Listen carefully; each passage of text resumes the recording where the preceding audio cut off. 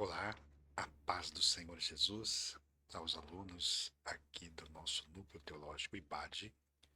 Eu sou o pastor Marcos e nós estamos de volta com as nossas aulas. Nós estamos estudando uma matéria muito importante. Falaremos aqui do fundamento, da psicologia e aconselhamento, tá ok? Eu sempre recomendo aqui aos nossos alunos que, ao assistir esta aula, possa estar aí com a sua Bíblia, o seu livro, o, um caderno, uma caneta, para que você possa então fazer aí as suas anotações, tá ok? Bom, nós, antes de iniciarmos aqui, eu quero, por falar aqui de psicologia, essa matéria é muito importante para entendermos o comportamento humano. É lógico que nós não vamos nos aprofundar dentro do assunto da psicologia, até porque nós não temos aí formação dentro dessa ciência, né? Mas nós vamos abordar aqui é, os, os benefícios, né, que ela nos traz, tá ok? Então vamos aí para os nossos slides. Aqui está, né? Nós vamos trazer aqui a definição da psicologia e ciência. Então a psicologia ela é a ciência que estuda o comportamento humano e seus processos mentais, tá bom? E nós vamos também ver aqui que o ser humano, a psicologia define o ser humano como um ser bio, psicossocial e espiritual, segundo também a OMS, a Organização Mundial da Saúde. Já a Bíblia Sagrada, ela define o ser humano, como um ser criado por Deus, né? Obra das mãos de Deus. Deus criou o homem e a mulher para louvor de sua glória. E as Escrituras declaram claramente que toda a raça humana descende de um único casal. Aí nós temos aqui os textos, né? No livro de Gênesis, o primeiro livro da Bíblia. Então, todos os filhos, todos são filhos do mesmo pai e têm a mesma natureza. Então, é desta forma que a Bíblia, né, apresenta o ser humano, tá? E a psicologia vai dizer que o homem é um ser bio, psicossocial e por aí a gente vai ver essa diferença, tá ok? Bom, o desenvolvimento da psicologia. Então foram os gregos, né, os primeiros a trazer um princípio sistematizador, ou seja, que colocou em ordem esse assunto para a psicologia. Então, os gregos aí têm essa grande participação nesta área, né? Aí na psicologia na Idade Média, como eu disse, a gente só está dando uma pincelada, uma introdução aqui, mas nós não vamos nos aprofundar nisso, tá?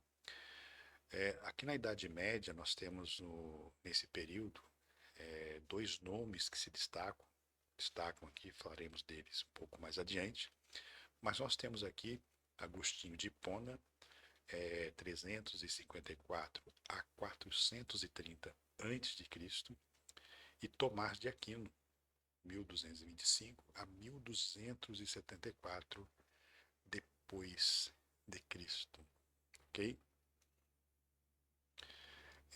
A psicologia no Renascimento, nós temos aqui um filósofo de destaque que foi René Descartes, né?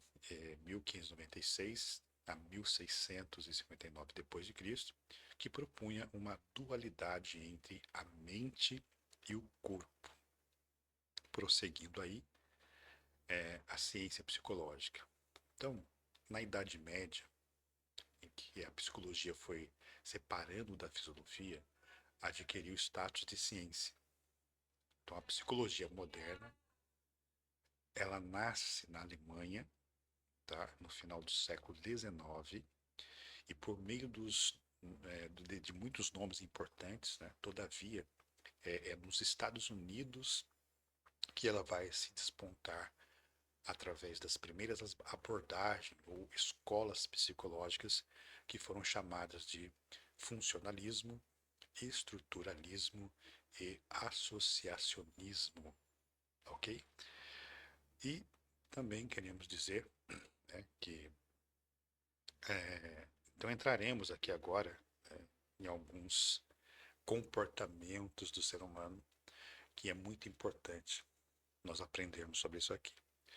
E nós vamos falar aqui então da personalidade, tá bem? Muito se fala em personalidade, não é verdade? No dia a dia é comum ouvir pessoas falando sobre ela.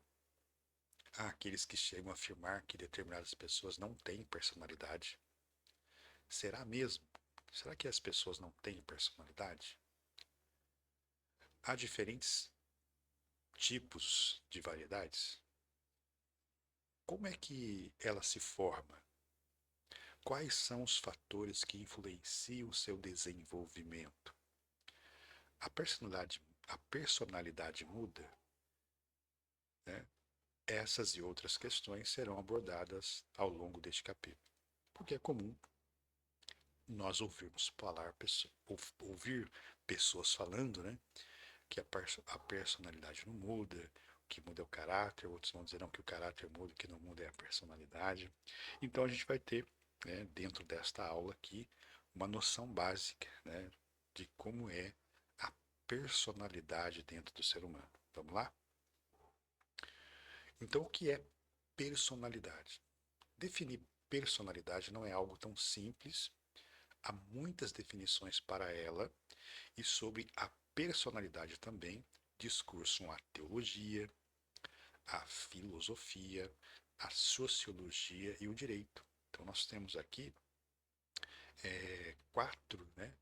É, nós temos aqui quatro ciências, digamos assim, né, que discorrem sobre esse assunto. Então a personalidade é o que a pessoa é, ou que pelo menos o que ela apresenta ser para si mesma e para as demais pessoas com quem ela convive. Ficou claro? Então a personalidade, ela é o que a pessoa é, ou o que ela representa ser para si mesma e para as pessoas com quem ela convive, tá ok? Gravou aí? A pergunta que se faz é: todos os seres humanos têm personalidade? No senso comum, quando alguém comete algum erro, age desonestamente ou insegura, aos que dizem que essa pessoa ela não tem personalidade. Não é comum ouvir isso? Na verdade, esta ideia é incorreta, né? Afinal, a personalidade é algo posto para todas as pessoas. Então, se você tinha dúvida se alguma pessoa ela não tem personalidade, você está equivocado. Então, todas as pessoas ela têm personalidade, certo? Amém? O que ocorre? Então, a personalidade é formada por um conjunto de fatores. Então, nós vamos ver aqui como é que a personalidade ela se forma no ser humano. Aí nós temos aqui a personalidade é formada por um conjunto de fatores que são biológicos, psíquicos, sociais, comportamentais e espirituais. Ok? Então, os fatores biológicos estão ligados aos aspectos genéticos, aquilo que se é herdado dos seus antecedentes, tanto os aspectos físicos como os neurológicos. Amém? Vamos lá então. Então, o primeiro papel importante aqui, para que haja uma formação da personalidade no ser humano, é a importância da família, né? A família é o primeiro núcleo social e é a base para a constituição da vida humana. Nela, o ser humano encontra, ou pelo menos deveria encontrar, né, a satisfação para suas necessidades fisiológicas básicas, como, por exemplo, a alimentação, proteção, amparo, né, a saúde, e dentre outras, tá ok? passando pelo afeto, carinho e proteção emocional, além de, evidentemente, da espiritual. Então, nós temos aqui a família como a base, né, o local perfeito para se formar a personalidade na vida do indivíduo, ok? Bom, além da família, nós temos aí outros ambientes sociais que causam influência direta na personalidade. Olha que nós estamos aprendendo. Então a gente vai ver que a personalidade todo mundo tem, mas a personalidade ela pode sofrer o que? Influência. Como, por exemplo, a escola, onde a pessoa estuda, a igreja, onde a pessoa congrega, o bairro onde mora, certo? O trabalho, e dentre outros, tá? Então, o fato é que constantemente somos influenciados e também estamos influenciando. Amém, irmãos? Então, nós estamos aprendendo que a personalidade pode sofrer influências. Então, o fato é que constantemente somos influenciados e também estamos influenciando, e por isso, certo, a preocupação com o tipo de exposição que a submetem os membros da igreja e suas respectivas famílias, especialmente crianças, adolescentes. Então, cuidado é fundamental para o êxito na formação da personalidade. Ficou claro aqui? Bem explicado, né? Vamos lá então.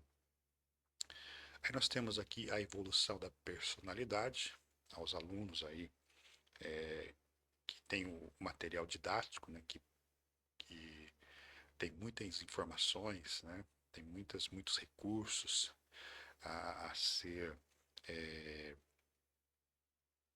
estudado nesse livro, então você tem aí uma gama de assuntos importantíssimos dentro desta área. Então, fatores, nós temos aqui os fatores filogenéticos, fatores sociogenéticos e fatores ontogenéticos, tá ok? Vamos lá. Aí nós temos então transtornos de personalidade. Isso aqui é muito importante, tá? Volto a dizer, né, que como a nossa lição ela vai falar do aconselhamento, principalmente também do aconselhamento cristão, é importante ter essa noção, né, de como que funciona o ser humano aí. Então, de forma resumida, serão apresentados os principais transtornos de personalidade, que são paranoide, esquizoide, esquizotípico, borderline, antissocial, histrônico e dependente. Então, nós temos aqui alguns tipos de transtornos de personalidade, gente. Olha só. O primeiro que nós vamos ver então é o paranoide. O paranoide ele tem um perfil desconfiado. Você conhece alguém assim? Ele está sempre suspeitando dos outros, acreditando que irão lhe fazer algum mal. Então, esse é um tipo de transtorno, né, da personalidade, é o paranoide. Aí nós temos o esquizoide, costuma ser bastante limitado em suas ações, emoções, sendo assim, sente dificuldade em estabelecer relações e vínculos sociais. Olha só. E aí a gente já começa a identificar algumas semelhanças, né? Então, o esquizotípico, ele distancia-se da realidade por meio de ideias e fantasias, sendo que por meio destas acabam por criar regras e as seguem a fim de manter as suas crenças. Tranquilos? Prosseguindo aí. Então nós temos aqui, só um minutinho, nós temos aqui a personalidade borderline ou limítrofe. Limítrofe. É um transtorno que afeta o humor da pessoa. Então, você conhece alguém mal-humorada, ela talvez possa estar sofrendo desse transtorno de personalidade, né? É aquela pessoa mal-humorada, as suas relações familiares e sociais, dentre outros aspectos, Os narcisistas agora gostam de ser adulado e ser o centro das atenções e receber elogios. Histrônico é aquele perfil de pessoa que sentem estrelas. Conhece alguém assim também? Olha só. Histriônico é aquele perfil de pessoa que se sentem estrelas e por isso também anseiam por ser o centro das atenções, seduzindo com seu discurso, né, amigos, colegas, trabalhos, etc. Tranquilos? Então vamos prosseguindo. Aí nós temos, por fim, o dependente. Né? Ele sente a necessidade extrema de desenvolver vínculos e ser cuidado por eles. Também costuma colocar a responsabilidade da sua vida nas mãos de outros e está sempre em busca de conselhos sobre como deve proceder em sua vida. Então, nós falamos aqui de vários transtornos de personalidade. Amém, irmãos? É, é importante ressaltar, tá, que um transtorno tem um conjunto de características e sintomas que envolve de maneira que há prejuízo no funcionamento do indivíduo, tá? E não se pode sair por aí classificando as pessoas sem o devido conhecimento. Ah, não é só porque agora eu aprendi, né, sobre o transtorno da personalidade que vou sair julgando as pessoas. Não, né? Somente pessoas, né, com a capacidade para isso pode fazer esse diagnóstico, né? Por exemplo, só os profissionais competentes da psicologia, da medicina, especialmente a psiquiatria, ele pode dar um diagnóstico, né, de qual é a realidade da pessoa. Amém? Vamos lá, então.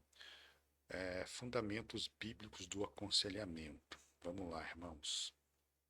O aconselhamento no Antigo e no Novo Testamento. Então, a Bíblia Sagrada, no Antigo e Novo Testamento, ela traz exemplos claros de orientações que foram salutares à vida daqueles que a receberam o conselho. Nós temos o caso aqui de Moisés, né, diante daquele grande desafio, junto ao povo de Israel, com certeza adoeceria, né, e tamanha era a demanda do povo. E o seu sogro Jetro lhe dá então um conselho, né, para que para que ele arrumasse ali homens capazes para que pudesse ajudá-lo naquela tão enorme tarefa. Então a gente vê que Moisés, ele aceita o conselho do seu sogro. Nós temos, por exemplo, na Bíblia, Provérbios, Eclesiastes, que são fontes de orientações para uma vida próspera e sábia. Amém, irmãos?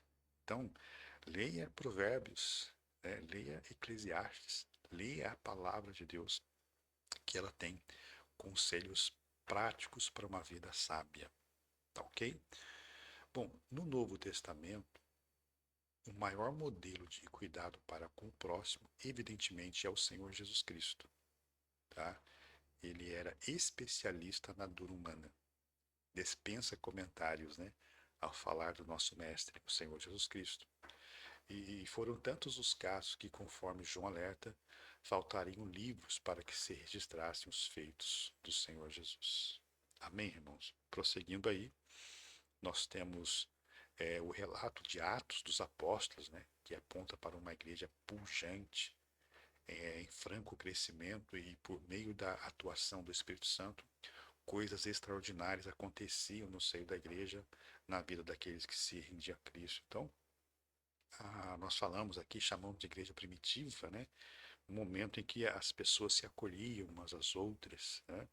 Elas, de uma forma de ajudar, sempre na ação do Espírito Santo, mas era uma igreja acolhedora, uma igreja que ela orientava, né, os novos convertidos que iam se chegando. Então é muito interessante isso, tá, irmãos?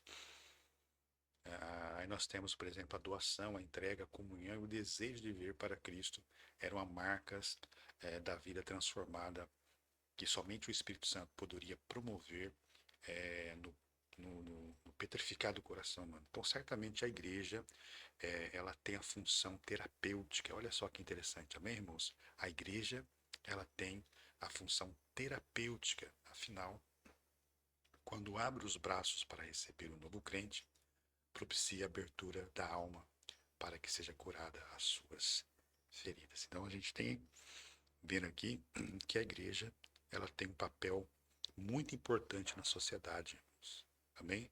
A igreja, muitas vezes, ela faz aquilo que o Estado deveria fazer, né?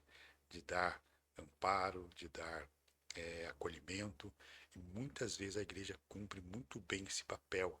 A igreja tira, né, da marginalidade as pessoas, tira as pessoas que vivem no roubo, vivem na violência, na prostituição, e ela devolve para a sociedade uma pessoa transformada, uma pessoa curada. Amém?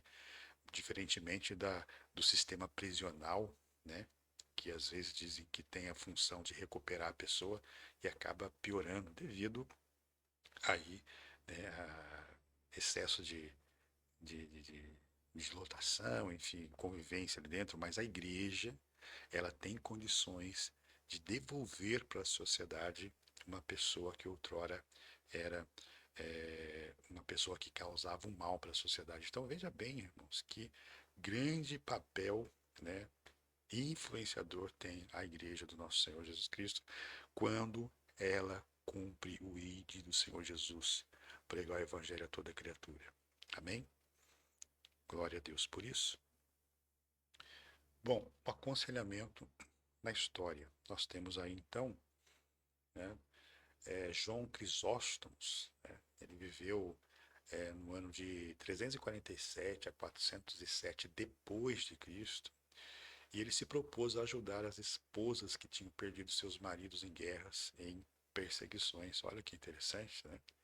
Então, a filosofia e a teologia, ela puderam dialogar a partir dos escritos produzidos por Agostinho de Hipona. Amém?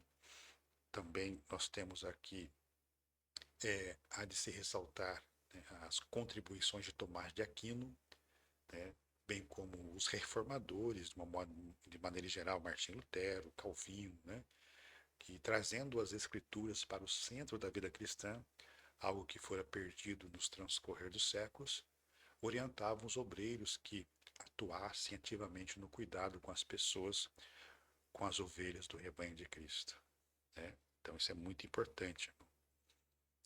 O movimento dos puritanos, né, surgido no século XVI na Inglaterra, apregoava forte ênfase ao cuidado humano. E não é à toa que os seus pastores eram tidos por médicos da alma, né? O puritanismo passou a ser conhecido como sendo o primeiro e primoroso grupo dedicado ao labor do aconselhamento, sendo que todo o trabalho de aconselhamento estava calcado nas Escrituras, ou seja, fundamentado na Bíblia. Muito interessante isso, né, irmãos? Como tem valor essa questão do aconselhamento bíblico. Bom, já no século XX, olha que interessante, irmãos, no século XX, já é aqui a nossa era, o aconselhamento passou por momentos delicados. Se antes a teologia ocupava o lugar de ajuda, agora a psicologia ganha espaço. Por quê? Né? Mediante a pobreza e a parcialidade do trabalho pastoral. Olha, né? Antigamente então, a teologia, né, ocupava o lugar, né, de destaque. Antes a teologia ocupava um lugar de ajuda. Depois ela entra, a psicologia ganha campo, porque os problemas, digamos assim, do homem moderno vai gerando complicações que vai fugindo aqui da alçada dos pastores. Nós falamos hoje de uma doença do século chamada depressão, que na antiguidade não sabia nem o que era isso, né? Então, a psicologia ganha espaço mediante a pobreza e a parcialidade do trabalho pastoral frente às demandas modernas, né, que requeriam maior habilidade no trato e no manejo. E sem dúvida isso enfraqueceu a clara concepção de que a igreja era o lugar de ajuda. Olha, tá vendo? Vamos lá então. E diante desse cenário, houve então a necessidade de encontrar novas formas de lidar com questões apresentadas pelo ser humano moderno e contemporâneo, com seus dilemas, sofrimentos, tá? Então, mediante esta situação, a teologia aproximou-se o quê? Da psicologia, em busca de instrumentos e ferramentas que dessem conta desse cenário histórico-social. Amém, irmãos? Então, aqui o aconselhamento cristão e suas singularidades, ok?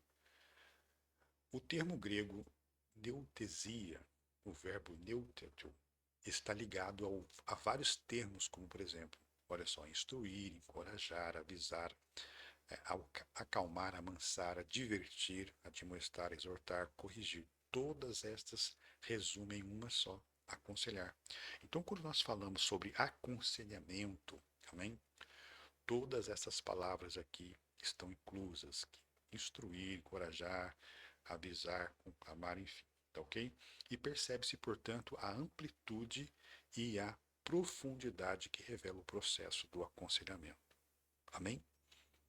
Lopes esclarece que o aconselhamento não é meramente dar conselhos a alguém ou palavras de motivação e coragem. É muito menos trazer respostas prontas para o indivíduo. Outro sim, reforça que o aconselhamento não pode e não deve ser confundido com o processo de psicoterapia, utilizado por especialistas da psicologia ou de outras áreas do conhecimento humano e da saúde. O conselheiro cristão, olha só, irmão, se apropria de recursos, de técnicas próprias de aconselhamento. A gente vai ver isso a eles. Então, no processo do aconselhamento, deve-se ter clareza do seu objetivo. Para que ele serve? Há quem diga, né, que se o conselho fosse bom, não era dado, se vendia, não é isso? Então, olha só, para que serve o conselho?